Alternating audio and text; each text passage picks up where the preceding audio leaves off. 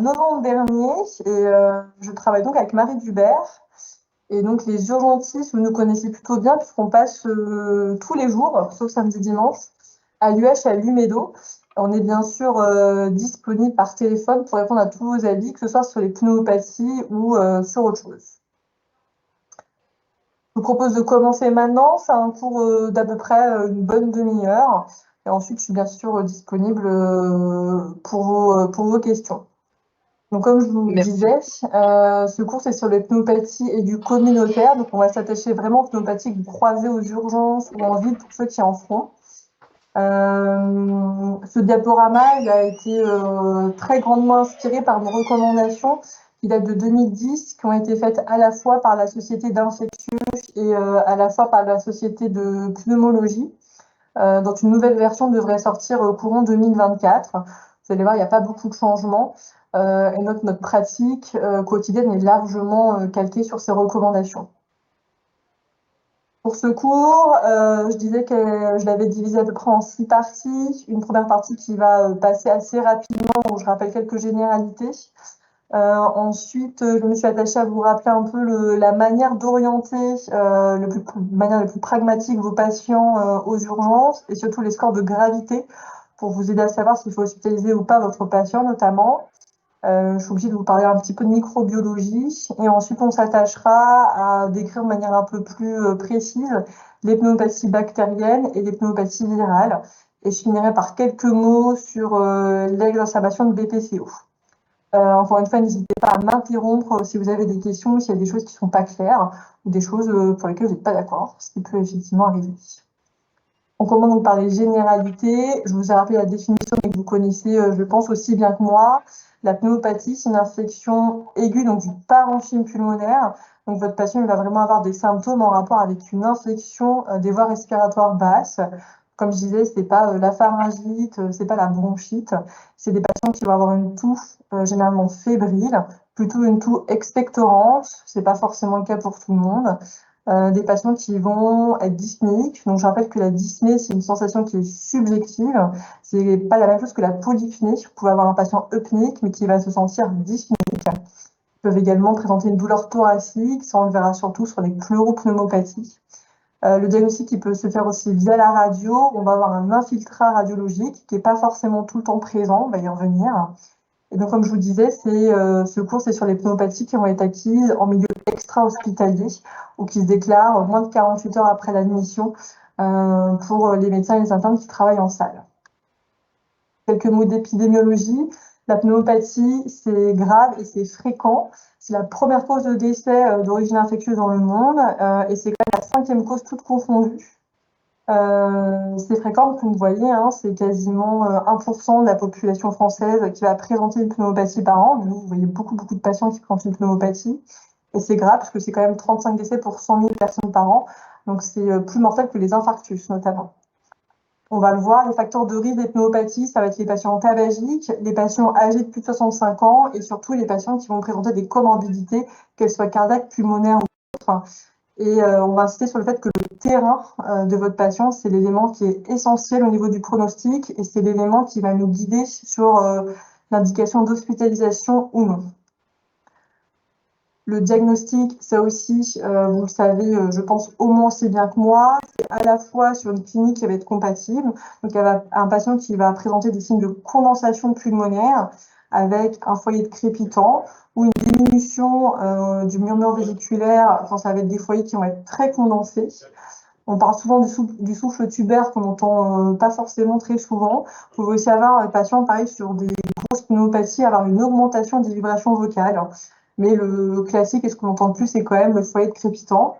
Ça va être associé à ça une radiographie thoracique qui va être compatible avec le diagnostic. Cette radiographie, elle est importante puisqu'on peut avoir un diagnostic topographique, mais on peut aussi rechercher une complication comme un épanchement pleural ou une pneumopathie abcédée. On peut avoir aussi des signes de gravité, les pneumopathies bilobères, on va avoir tendance à plus les hospitaliser puisque c'est un élément de gravité. Et ça nous permet aussi d'avoir un cliché de référence pour des fois essayer de bien suivre l'évolution du patient. Alors attention parce qu'on a aussi le fameux retard radiologique. Donc on peut très bien avoir un patient qui a un foyer de crépitant en base gauche, avoir une radiographie thoracique, si elle a été faite précocement par rapport au début des symptômes, complètement normal. Donc j'ai aussi insisté pas mal pendant le cours sur ce qui est important, c'est vraiment la clinique, c'est l'examen de vos patients et c'est ça qui fait foi. Pour la radiographie thoracique, vous savez, on a deux types un peu de lésions. On a à la fois le syndrome alvéolaire, où ça va être une opacité qui est systématisée et bien limitée. Et on peut aussi avoir un syndrome interstitiel, où ça va être un peu plus infiltratif, qui est généralement uni ou bilatéral et qui va être non systématisé à une région anatomique de votre poumon. On arrive à ce qui est limite le plus important, je pense, à retenir de ce cours, c'est comment orienter votre patient. En gros, votre patient, quand vous le voyez aux urgences, il y a deux choses. C'est un, est-ce que votre patient il est grave? Et on va voir qu'il y a des scores qui sont dédiés, qui sont plutôt pas mal faits et qui permettent de vous guider vraiment. Et est-ce que votre patient il a un risque d'aggravation secondaire et est-ce qu'il a un risque de décès? Donc c'est à la fois l'évaluation de la gravité et l'évaluation du terrain. On sait que là, je vais l'entrer en rouge, c'est ce qui pèse le plus, en tout cas en termes d'incidence de la maladie et de mortalité. Donc, il faut vraiment avoir une attention particulière sur les patients âgés de plus de 65 ans. Il faut faire attention parce que c'est pas forcément l'âge civil qui compte, c'est aussi l'âge physiologique. Vous savez comment qu'il y a des patients qui ont 40 ans, mais qui vont être insuffisants cardiaques, diabétiques, très mal équilibrés et complètement artéritiques, et qui ont en fait physiologiquement 80 ans. Pour un peu essayer de voir si votre patient est à risque de complications et donc à risque de décès, vous pouvez vous baser sur ce tableau. En gros, quand votre patient est jeune, donc moins de 65 ans, et qu'il n'a pas de facteur de risque ou un seul facteur de risque, c'est des patients que vous pouvez gérer généralement en ambulatoire.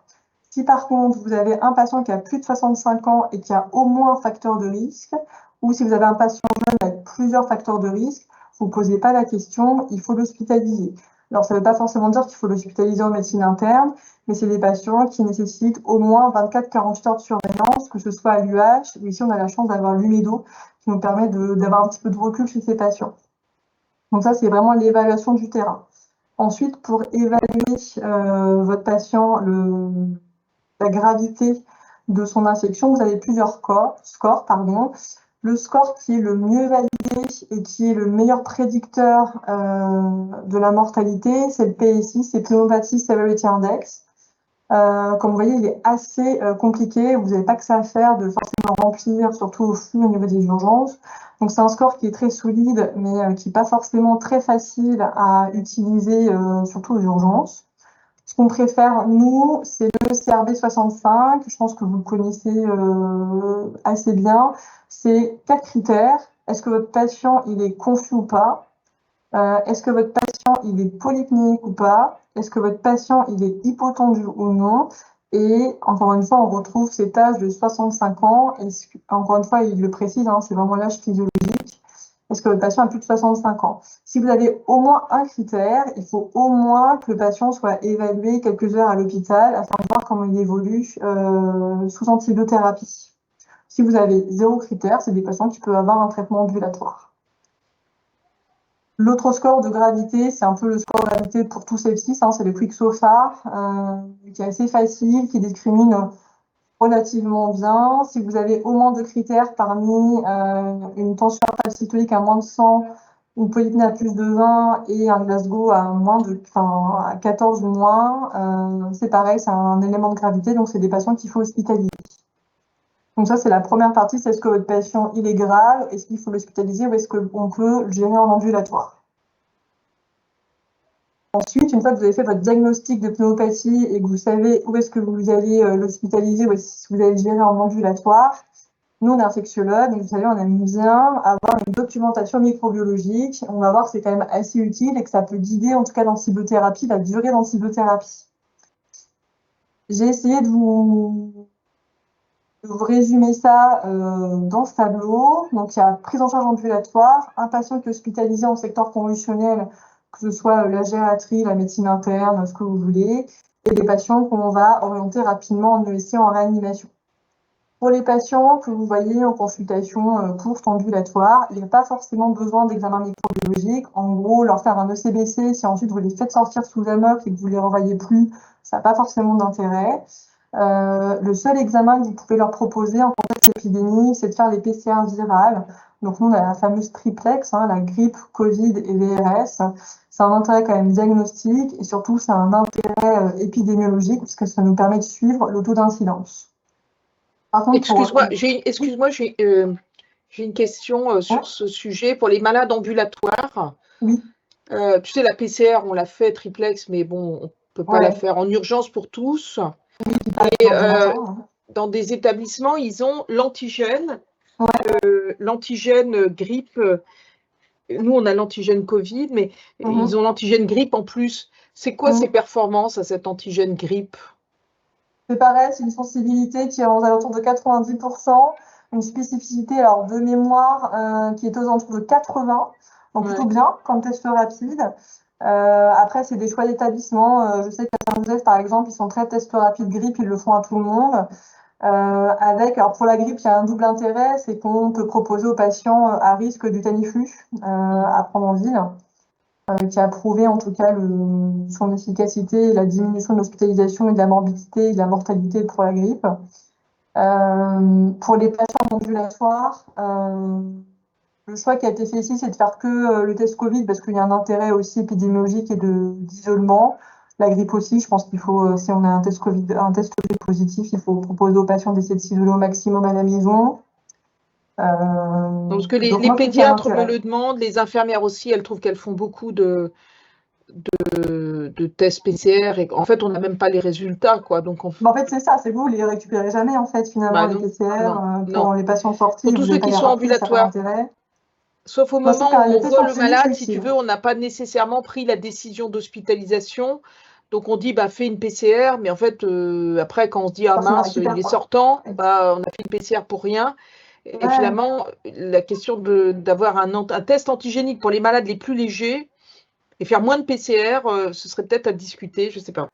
Ouais, je suis d'accord. En tout cas, Covid, vous l'avez, moi je pense qu'il faut le garder. Et la grippe, surtout en contexte épidémique, moi je trouve qu'il y avait un intérêt parce qu'en plus le patient, il sort avec un diagnostic. Voilà. Il y a quand même des mesures d'isolement. C'est des patients comme ça qui n'iront pas au travail.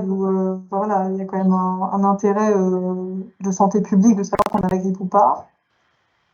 Et puis on peut peut-être en discuter pour l'année prochaine, pour la prochaine épidémie. Bah ouais, je trouve que ça a discuté, je le note et on en discutera avec Marie, puis à la prochaine comédie, c'est avec vous. Ok. Je sais pas combien ça coûte, il va y avoir une question de coût, j'imagine. Mais... il faudra qu'on réduise les PCR. Il faudra qu'on réduise les PCR pour obtenir au plan médico-économique les antigènes à la place, quoi. Oui, voilà, c'est ça. L'argument, c'est on fera moins de PCR, mais on fait plus d'antigènes et ça coûte toujours moins cher un test antigène. Oui, tout à fait. Ok, c'est noté en tout cas.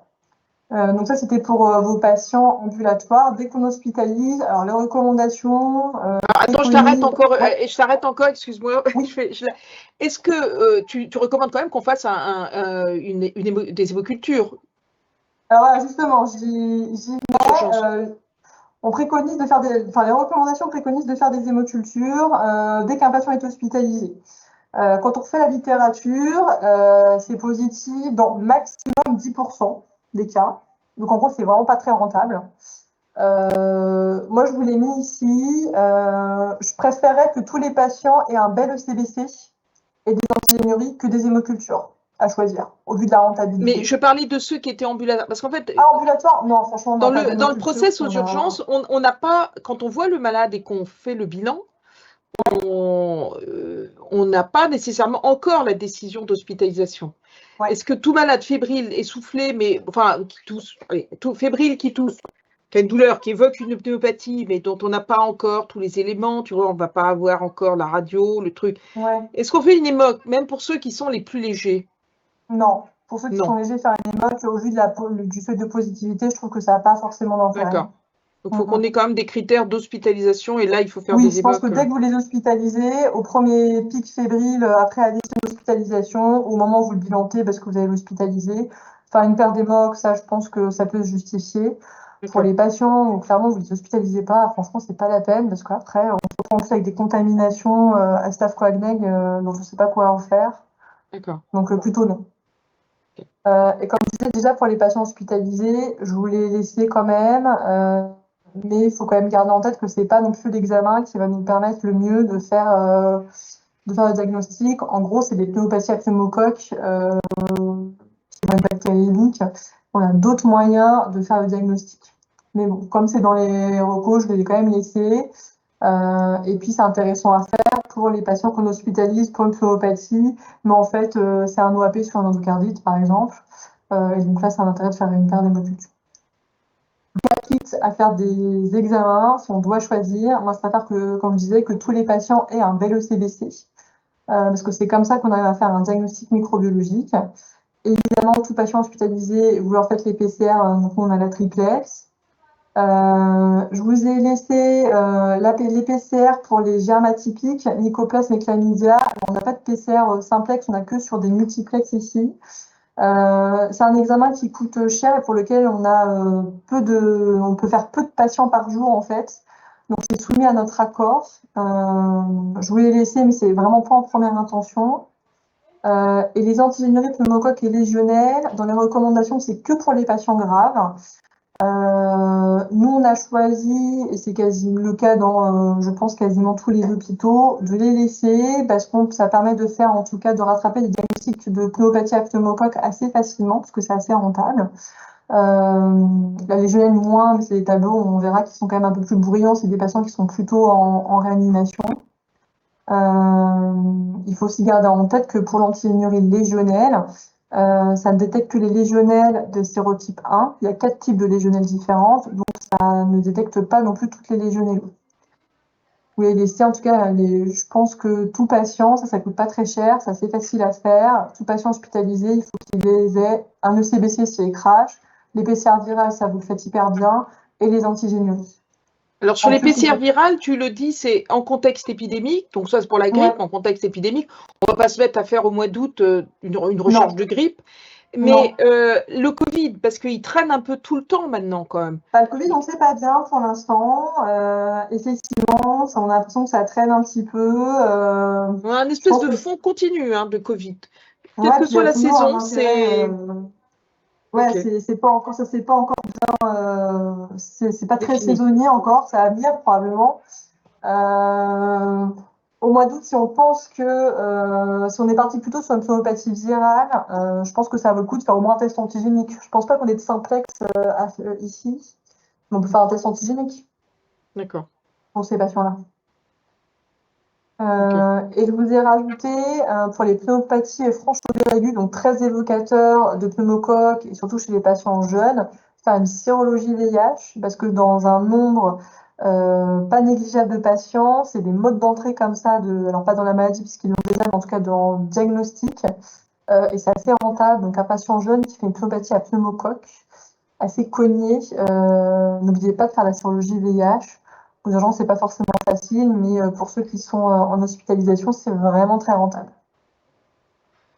Pour les patients graves, en gros, c'est à peu près les mêmes examens. Et je vous ai mis l'aspiration endobronchique, mais vous, ça ne vous concerne pas, c'est vraiment quand ils arrivent en réanimation, avant l'intubation ou le petit four. Vous avez mis juste rapidement les critères d'interprétation de l'ECBC.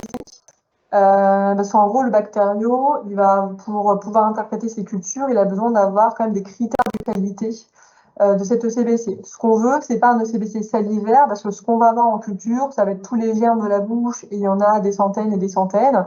Donc ça n'a pas d'intérêt, et c'est pas du tout le reflet de sa pneumopathie. Donc on veut vraiment des crachats qui viennent au niveau des poumons. Et pour ça, il faut que sur votre ECBC, on ait moins de 10 cellules épithéliales par champ.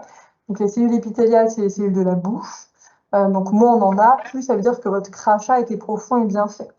Donc le bactério, s'il voit qu'il y a plus de 10 cellules par champ, il ne vous fera pas la culture parce qu'on ne saura pas quoi en faire, c'est un crachat salivaire. Quand on a moins de 10 cellules par champ, c'est que c'est un crachat de plutôt bonne qualité.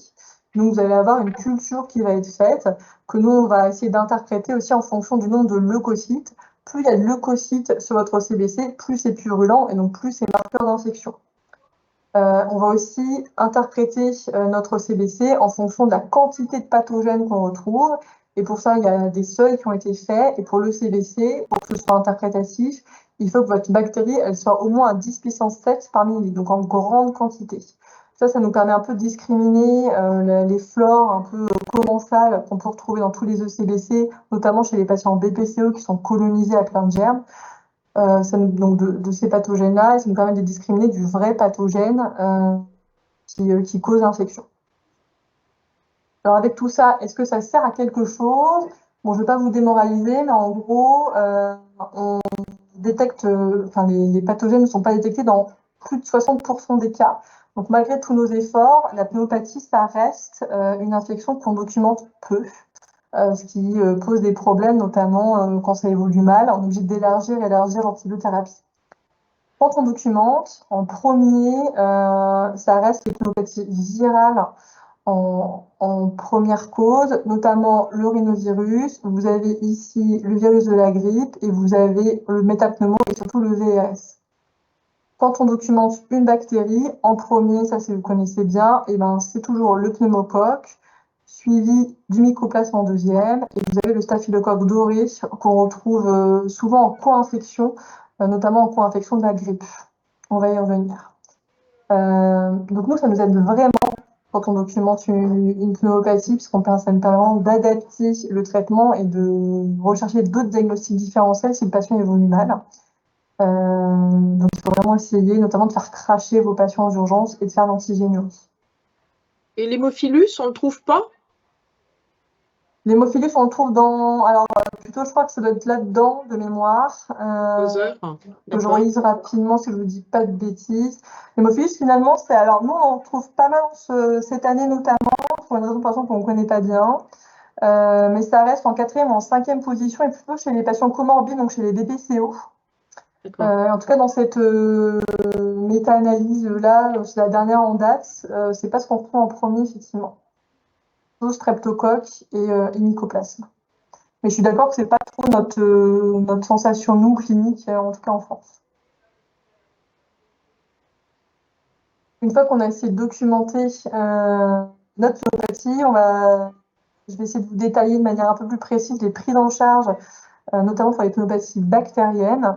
On va commencer par quelques éléments d'orientation diagnostique. Donc ça, c'est tiré des recommandations dont je vous parlais de la SPIF. L'interrogatoire de votre patient est hyper important pour essayer un peu d'orienter à la fois l'étiologie et puis du coup l'antibiothérapie. Je vous rappelle donc les éléments en faveur d'une pneumopathie à pneumocoque. Encore une fois, c'est le plus fréquent. C'est plutôt chez les sujets qui ont plus de 40 ans et surtout chez les sujets comorbides.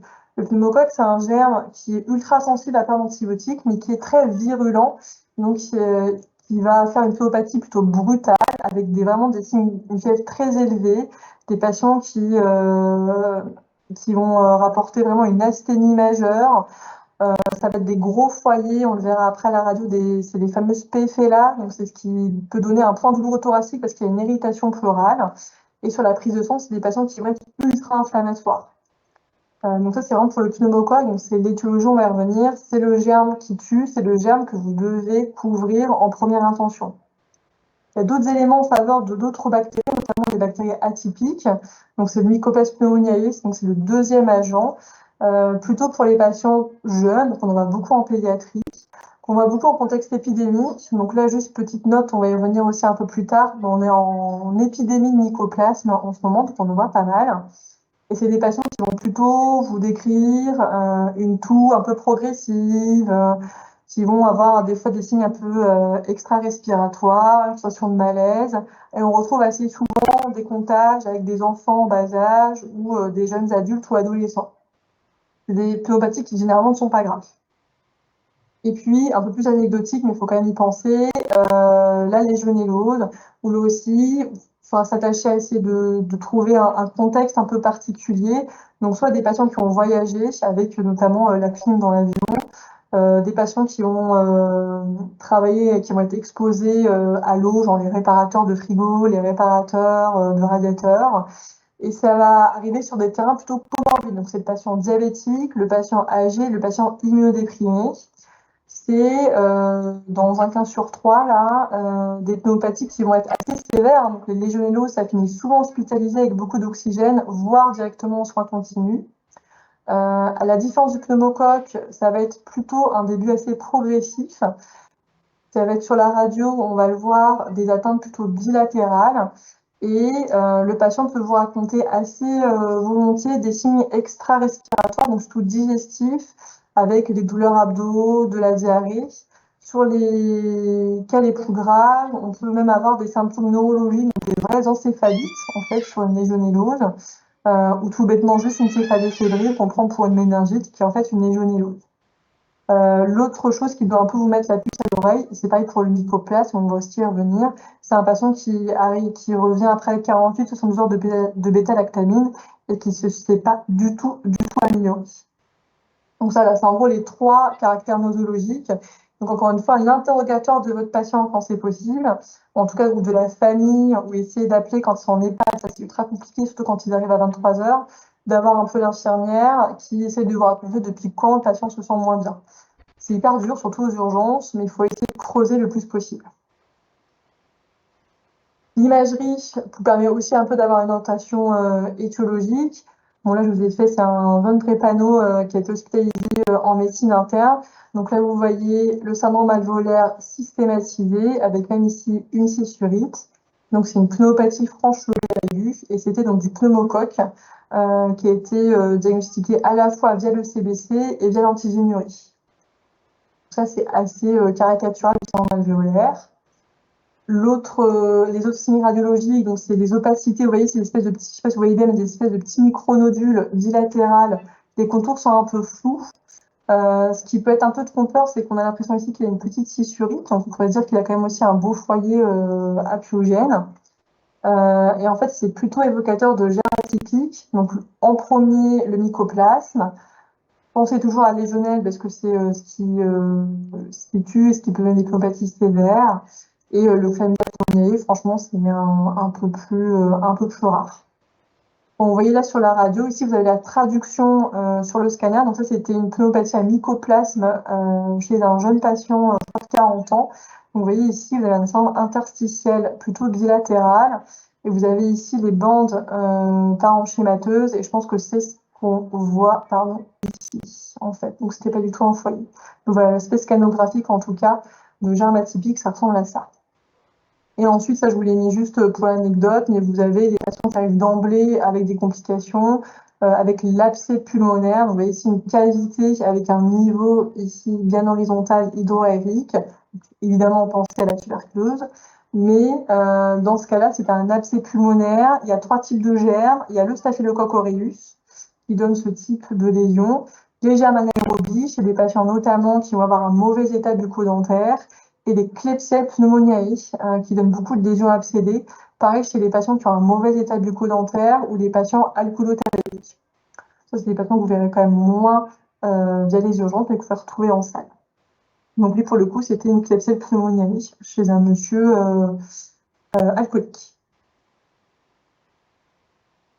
Une fois que vous avez fait votre diagnostic et que vous avez vu votre radio, il va quand même falloir penser à traiter votre patient si vous partez sur une pneumopathie bactérienne. Donc, si vous partez sur une étiologie bactérienne, l'antibiothérapie, ça a débuté rapidement. Il faut réévaluer votre patient, même si c'est un patient ambulatoire, le réévaluer à 48 ou 72 heures. Pas forcément en passant par les urgences, mais il faut lui dire qu'il voit son médecin traitant et qu'il parte si possible avec son compte rendu. Et encore une fois, ce qui tue dans la majorité des cas, c'est le pneumocoque. Et donc, il faut s'astreindre à couvrir systématiquement le pneumocoque. Donc pour ça, il y a des recommandations faites par nos sociétés savantes que je vais essayer de vous détailler de manière assez claire. Pour le patient jeune sans comorbidité, donc jeune, je rappelle, c'est à peu près moins de 60-65 ans. En première intention, on couvre le pneumocoque. Donc ça va être un traitement par amoxicilline ou par C3G. Si allergie, les recommandations, c'est de la pristinamycine, donc c'est un macrolide. Alors nous, les infectiologues, on n'aime pas du tout cette molécule parce que ça diffuse pas bien, que ça a plein d'effets secondaires et que les germes ont des CMI hautes, donc c'est des molécules qui sont moins efficaces. Donc on préconise plutôt, en cas d'allergie vraie, une fluoroquinolone antipneumococcique, et donc c'est la lévofloxacine. quand même faire attention chez ces patients-là, leur demander si vous mettez une quinolone, s'ils ont fait un usage des fluoroquinolones dans les 3 derniers mois, c'est un facteur de risque de résistance. Et en tout cas, pas de pristinamycine, s'il vous plaît, parce que vraiment, ça marche pas. La petite subtilité, c'est si le tableau clinique est en faveur d'une bactérie plutôt atypique, alors c'est pas facile. En gros, c'est votre patient, il est jeune, c'est vraiment un début préagressif, il n'a pas beaucoup de fièvre. On est comme maintenant, contexte d'épidémie de mycoplasme. Il a un peu mal au ventre, il a un petit peu d'arthralgie, il a été en contact avec des enfants en bas âge. On peut se permettre de débuter par un macrolide si on est vraiment sur le choix. Au moindre doute, il faut quand même couvrir en première intention le pneumocoque et réveiller votre patient à 48 heures. Du coup, votre patient, s'il revient 48 heures plus tard et que ça ne va pas mieux, si vous l'avez d'abord traité par une C3G ou de l'amox ou une quinolone antipneumococcique, et ben, du coup, vous allez plutôt couvrir les germes atypiques et lui proposer une macrolide. Et si vous êtes parti sur un macrolide et que le patient n'évolue pas bien, vous allez plutôt lui proposer une bêta-lactamine afin de couvrir le pneumocoque. Donc ça, c'est un chez les patients jeunes que vous voyez en ambulatoire. Pour les patients qui ont plus de 65 ans ou qui ont une comorbidité, donc ça, c'est les patients que vous allez plutôt avoir tendance à hospitaliser, parce que je rappelle que c'est des patients qui sont à risque de mauvaise évolution. En première intention, alors on va plutôt proposer de l'augmentin ou une C3G. La raison de l'augmentin, c'est pour élargir un petit peu le spectre aux entérobactéries, parce que c'est des patients qui peuvent notamment être BPC ou être colonisés aux entérobactéries. Élargir à l'hémophilie phylloxérae, comme on en discutait tout à l'heure, et éventuellement au staphylocoque doré. Nous, on préférera toujours plutôt mettre une C3G, parce que le spectre est finalement le même, sans toutes les complications de l'augmentin, notamment sans le surrisque de colite à Clostridium difficile. Ou alors, encore une fois, si votre patient est allergique, on passe à une quinolone. Si le patient n'évolue pas bien à 48 heures, non seulement vous appelez les infectiologues, mais en plus, on va se poser la question de soit l'associer à un macrolide, soit de le relayer par une quinolone. Et s'il n'est pas hospitalisé, dans ces cas-là, il y a vraiment une indication à hospitaliser ce type de patient. Et enfin, quand on est en épidémie de grippe, comme en ce moment, la grippe, ça se surinfecte avec 3 principaux pathogènes. Le premier, c'est le staphylocoque doré métis-sensible, parce qu'en France, le SARM, on en a très peu. D'où la couverture antibactérienne par de l'augmentin ou une C3G. Dans ces cas-là, on préférera le céfotaxime qui couvre un petit peu mieux le staph doré que la cétriaxone, ou alors une fluoroquinolone antipneumococcique, parce que le deuxième germe qui surinfecte assez volontiers la grippe, c'est le pneumocoque.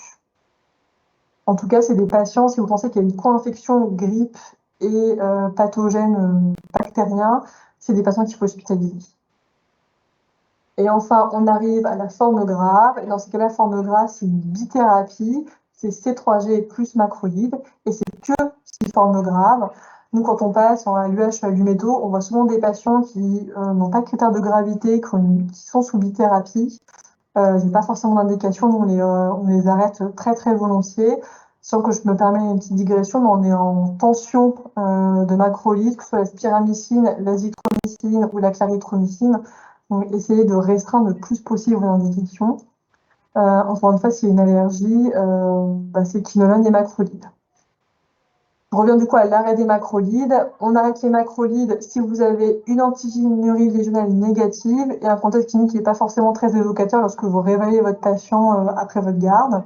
Là où il faut faire attention, c'est que l'antigénurie lésionnelle, elle ne détecte que les lésionnelles de sérotype 1, c'est-à-dire qu'il y a 3 autres sérotypes qui ne sont pas forcément détectés. C'est pour ça que tout ça, c'est toujours à mettre en balance de votre examen clinique. Si vous croyez dur comme fer que c'est une légionellose ou que c'est un germe atypique, vous en discutez avec nous et on garde une bithérapie jusqu'à ce qu'on puisse faire vraiment la différence entre les deux. J'espère que c'est à peu près clair ce que je vous raconte sur l'antibiothérapie, parce que c'est pas forcément le plus évident, l'antibiothérapie des pneumopathies communautaires. Je fais une petite digression sur le mycoplasme, parce qu'on en voit pas mal en ce moment, parce qu'on est en recrudescence cet hiver. Nous, on a eu pas mal d'alertes de nos sociétés savantes. En gros, on a plus de 70% de pneumopathie à mycoplasme documentée sur 2023. Très probablement, c'est parce que c'est un cycle épidémique. En gros, toutes les 4-5 ans, il y a une épidémie de mycoplasme. Et elle est probablement encore plus importante parce qu'on a levé toutes les barrières d'hygiène post-Covid-19 à peu près dans le monde entier. Donc en gros, grosse épidémie mondiale de mycoplasme. D'où ce que nous on voit de plus en plus là, notamment aux urgences. Le mycoplasme, c'est une bactérie qui est intracellulaire, donc c'est pour ça que les bêta-lactamies, ça marche pas dessus. C'est une transmission via les gouttelettes, c'est assez contagieux. Donc c'est le deuxième agent étiologique après le pneumocoque des pneumopathies bactériennes, plutôt chez les jeunes, surtout chez les enfants. C'est une incubation qui peut être longue, hein, qui peut être jusqu'à 4 semaines. Donc des fois, on a des comptages. Il ne faut pas hésiter à leur demander s'il y a des comptages dans le mois avec des enfants et des jeunes adultes malades. La bonne nouvelle, c'est que dans l'immense majorité des cas, c'est une guérison qui est plutôt spontanée, sans forcément avoir recours aux antibiotiques. C'est une maladie, par contre, qui n'est pas immunisante. Ce qui vous permet un peu de faire la part des choses lorsque vous voyez le patient aux urgences. C'est des patients, comme je vous l'ai dit, hein, qui vont dire que c'est plutôt une pneumopathie un peu traînante, les symptômes croissent un peu de jour en jour, c'est pas très spécifique, ils ont un peu de fièvre, ils ont un peu de toux, ils ont un peu mal à la tête, un peu mal au bras. C'est des patients qui vont souvent avoir, juste qu'on voit des douleurs abdos, un peu de diarrhée. C'est des patients qui vont bien, qui sont en état général, généralement, dans l'immense majorité des cas, qui est assez conservé. Votre diagnostic, il se fait soit sur une PCR, sur le prélèvement respiratoire. Donc, nous, on peut le faire que sur une multiplex. La multiplex, c'est-à-dire que c'est une PCR qui va vous détecter à peu près tous les pathogènes respiratoires possibles. Donc, on ne peut pas faire comme ça en routine chez tous vos patients en urgence. Donc, c'est pour ça que c'est toujours les bactéries demandent que nous, on soit d'accord pour le faire. En fait, il y a un intérêt clinique. On peut aussi le faire en sérologie avec l'apparition d'IgM. Ça, c'est plutôt pour un diagnostic rétrospectif, parce qu'évidemment, quand on a la sérologie, votre patient est sorti. En tout cas, en cas de forte suspicion ou en cas de diagnostic sur PCR, le traitement, donc, c'est des macrolides, de la claritro ou de l'azithromycine. Nous, on préconise plutôt l'azithromycine qui est un peu moins en rupture de stock que la claritro, avec un traitement court de 5 jours, une dose de charge de 500, puis 250 pendant les 4 autres derniers jours. Je ne l'ai pas mis, mais en cas d'allergie aux macrolides qui est rarissime, c'est plutôt de la doxycycline. Ça, il faut nous appeler en gros pour qu'on fasse le point avec le patient.